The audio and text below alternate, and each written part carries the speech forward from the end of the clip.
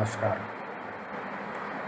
आज महाराष्ट्र में वहाँ के बीएमसी के द्वारा कंगना रनावत के विरुद्ध एक कार्रवाई की गई, जिसमें उनका ऑफिस तोड़ दिया गया। और ये एक तरीके से यूँ कहा जा सकता है कि महाराष्ट्र सरकार ने अपनी फ्रस्ट्रेशन निकालने के लिए कंगना रनावत के विरुद्ध एक कार्रवाई की है। उसी मुंबई में बहुत सारे ऐसे लोग भी आते हैं जिनका तरीका, जिनकी सोच राष्ट्र के विरुद्ध है, फिर भी मुंबई ने कभी भी इन लोगों के विरुद्ध ठोस कार्रवाई नहीं की है। महाराष्ट्र सरकार की इस फ्रस्ट्रेशन से भरी राजनीति का जितना भी विरोध किया जाए उतना कम है, जितनी भर्त्सना की जाए उतनी कम है। और कंगना रनावत का विरोध बॉलीवुड को लेकर है, उस बॉलीवुड को लेकर जिस बॉलीवुड में सिर्फ और सिर्फ सनातन धर्म के विरुद्ध स्क्रिप्ट तैयार किए जाते हैं। ये वही बॉलीवुड है जो गुलशन कुमार की हत्या के बारे में एक शब्द नहीं बोलता। ये वही बॉलीवुड है जिस बॉलीवुड में लगातार सिर्फ और सिर्फ सनातन धर्म को टारगेट किया जा रहा है। ये वही बॉलीवुड है जिस बॉलीवुड में स्क्रिप्ट हमेशा यही बनाई जाती है कि एक ब्राह्मण कपटी होता है। स्क्रिप्ट ये भी बनाई जाती है कि एक क्षत्रिय अत्याचारी होता है। स्क्रिप्ट ये भी बनाई जाती है एक बनिया हमेशा लालची होता है। लेकिन ये स्क्रिप्ट कभी नहीं बनाई जाती है जो इनको धर्म विशेष के विरुद्ध बात करने की इजाज़त दी। कंगना रनावत ने उसी सोच पर प्रहार किया है जिस सोच को लेकर ये बॉलीवुड चलता चला आ रहा है। आज हम सभी जानते हैं कि बॉलीवुड किस सोच को पोषित और पालित कर रहा है। कंगना रनावत के विरुद्ध सरकार ने जो भी ये कार्रवाई की है, हम इसकी भर्त्सना करते हैं, निंदा करते हैं। लेकिन असल में ये वीडियो मैंने सिर्फ इसी मुद्दे को रखने के लिए नहीं किया है। मैं बात कर रहा हूँ सोशल मीडिया के जरिए अपने आप को सो कॉल्ड द विनय दुबे कहने वाले इस व्यक्ति के बारे में। ये व्यक्ति वही है जो शाहीन बाग में CAA और NRC के समर्थन में खड़ा होता है।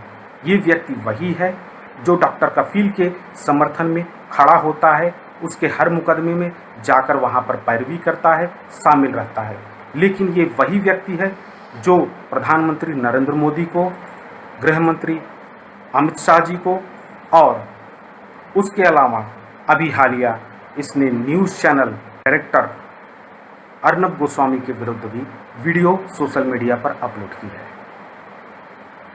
इसके जितने भी स्टेटमेंट होते हैं वो राष्ट्र विरोधी ताकतों के विरुद्ध न जाकर उनके साथ खड़े होने के होते हैं।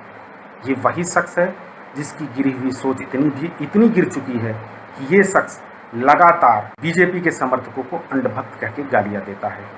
इसके विरुद्ध किसी भी तरीके की कोई भी कार्रवाई कोई भी सरकार नहीं करती है।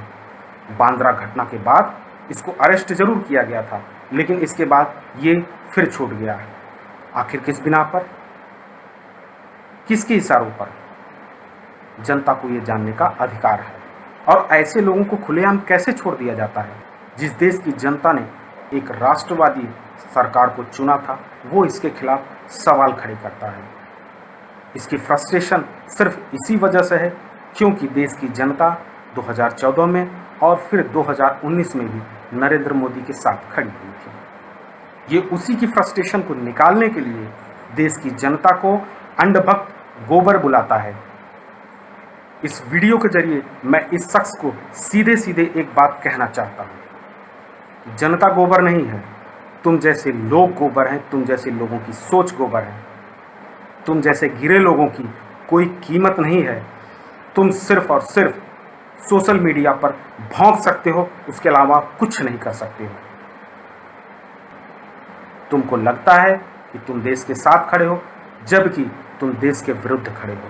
तुम तब भी देश के विरुद्ध थे जब तुम CAA और NRC के सपोर्ट में जाकर शाहीन बाग में खड़े हुए थे। तुम तब भी विरोध में रहते हो जब तुम देश के हर वोटर को गाली देते हो, उनको अंधभक्त कहते हो, तुम जैसे लोग, तुम जैसे सड़क छाप लोग कभी भी नेता नहीं बन सकते हैं। इसकी सोच यहीं पर खत्म नहीं होती है।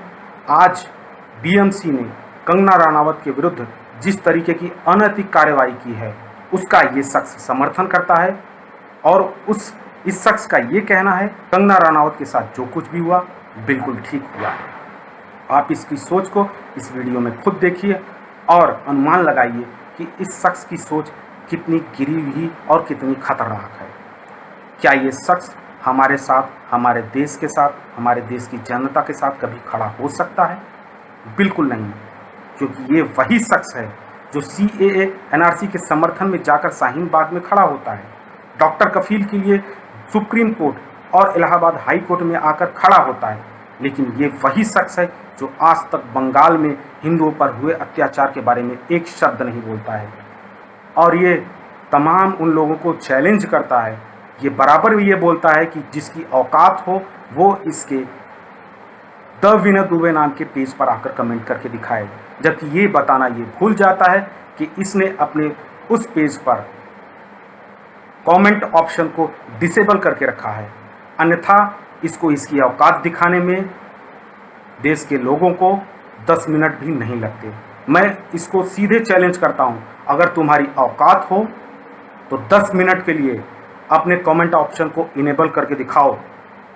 जिन लोगों को तुम अंधभक्त बोलते हो वही तुम्हें तुम्हारी सही जगह उसी वक्त दिखा देंगे, मगर नहीं, ये ऐसा इसलिए नहीं कर सकता है क्योंकि इसको पता है कि जिस वक्त ये अपने कमेंट ऑप्शन को इनेबल करेगा उसी वक्त इसको देश की तमाम जनता, तमाम लोग इसके ठिकाने पर, इसके औकात पर पहुंचा देंगे। आइए वीडियो देखते हैं, उसके बाद मित्रों आप खुद तय करिए कि इसकी सोच कितनी घिनौनी है। कंगना रनावत को लेकर इसने जो भी शब्द कहे हैं वो बिल्कुल भी स्वीकार्य नहीं है। नमस्कार दोस्तों, मैं विनय दुबे मुंबई से। कैसे हो अंधभक्तों? गोबर में हो, गटर में हो, गटर में ही रहो, क्योंकि वही एकमात्र ऐसी जगह है जहां अभी तक मोदी जी का हाथ नहीं पहुंचा है, नहीं तो उस कीचड़ को भी बेच खाते।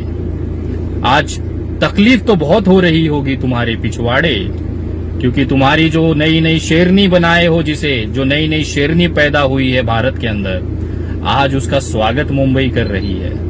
मुंबई वो जगह जहां कोई भी पेट भूखा नहीं सोता है। मुंबई वो जगह जहां कभी भी भेदभाव नहीं किया जाता है, सभी के लिए खुले हाथों से, खुले दिलों से स्वागत किया जाता है। मुंबई जहां पे एक अदना सा इंसान राजा बन के वापस जाता है, इसे सपनों की नगरी, माया नगरी कहते हैं। मुंबई देश की राजधानी है। इसी मुंबई के अंदर कंगना रनावत जो घर छोड़ के भाग के आती है, इसी मुंबई ने उसे अपना छांव दिया, एक माँ की तरह पाला, एक बच्चे की तरह उसे रोटियां दी, उसका पेट पाला, उसे आसरा दिया, और उसी मुंबई का नमक खाकर उसी मुंबई को आज गाली देने वाली सबसे बड़ी देशभक्त हो गई है। जिस बॉलीवुड ने जिस मुंबई के अंदर कंगना रनावत को आज कंगना रनावत बनाया, जमीन के सड़क पे बिछी हुई, लेटी हुई एक लड़की को आसमान का सितारा बनाया, आज उसी कंगना रनावत को ये मुंबई POK लगता है। आपको क्या लगा था? आपके जो बाप दिल्ली में बैठे हैं वो आपको Y+ सिक्योरिटी देके आपको बचा लेंगे? ये मुंबई है, महाराष्ट्र, छत्रपति शिवाजी महाराज का महाराष्ट्र, हिंदू हृदय सम्राट बाला साहब ठाकरे का महाराष्ट्र। यहाँ ना अच्छों की हेकड़ी निकल जाती है, औकात उनकी पता चल जाती है। तुम्हारा जो बाप जिसने तुम्हें Y+ सिक्योरिटी दिया है ना, उसकी औकात नहीं है महाराष्ट्र में आके कुछ कर जाए। ये मुंबई कर, ये महाराठा, ये मराठियों की भूमि है। यहाँ आप जैसे चिरकुट हजारों की संख्या में रोज ट्रेन पकड़ के आते हैं और लाखों की संख्या में वैसे ही वापस चले जाते हैं। आए थे तुम्हारे नरेंद्र मोदी भी छाती ठोक के कि हम सरकार बनाएंगे, मुंह के बल और उल्टे पैर भागे हैं। कहाँ गया तुम्हारा चाणक्य अमित शाह? ये महाराष्ट्र की भूमि है, ये मुंबईकरों की जमीन है। यहाँ आइए, खाइए, बड़े होइए, सबका दिल से स्वागत है। लेकिन जिस दिन आपने हेकड़ी दिखाई, जिस दिन आपने अकड़ दिखाई, जिस दिन आपने ये दिखाया कि आपके बिना मुंबई अधूरी है, सीधा पिछवाड़े लात पड़ती है और आप जहां से आए हैं वहां पहुंच जाते हैं। आपका हमने दिल से स्वागत किया था कंगना जी, पूरे मुंबई ने आपको पलकों पे बिठाया, लेकिन आपकी औकात नहीं थी ये सम्मान को पाने की, हजम कर जाने की। आज जिस ट्रैक पे आप हैं, जिस माँ ने आपको अपने आंचल में पाला, आज आप उसे ही गाली दे रही हैं। धन्य है आपका ये दोगलापन, देश याद रखेगा। आपने जिस तरह से एक नमक हरामी की है इस भूमि से, वो देश याद रखेगा और इतिहास के पन्नों में गवाही दी जाएगी। एक मुहावरा बनाया जाएगा कि कुछ भी बनो, कंगना रानावत मत बनो। और आपको क्या लगा था, आप चैलेंज देंगी महाराष्ट्र के मराठी भूमि पुत्रों को कि मेरा उखाड़ लो जो उखाड़ना है। आज बीएमसी का बुलडोजर की एक एक ईंट जो गिराई जा रही है आपके कार्यालय की, ये हमारी तरफ से आपका मुंबई में स्वागत करने का तोहफा है। हम आपका स्वागत करते हैं हमारे अंदाज में। हमने तो बड़ों बड़ों की अकड़ ठिकाने लगा दी है, आप तो किस खेत की मूली हैं। आपको लगा था मोदी जी की गोद में बैठ जाएंगी और हम कुछ नहीं कर पाएंगे आपका। यहाँ मोदी की भी नहीं चलती है, ये बाला साहब ठाकरे की भूमि है। यहाँ केवल उनका नियम चलता है। ये मराठी हित, मराठी भावनाओं से जो भी खेला है वो तबाह हुआ है। और आपने तो सीधा हमारे माँ के आंचल पे आपने आरोप लगाया है। आपकी तो औकात हम दिखाएंगे, अभी तो शुरुआत है। आइए तो सही, हम इंतजार कर रहे हैं। मुंबई का हर वो बंदा इंतजार कर रहा है जो इस भूमि को अपनी माँ मानता है। मुंबई का हर वो मुंबईकर आपका इंतजार कर रहा है जो आपके अपमान से आपका स्वागत करने को बेसब्री से इंतजार कर रहा है।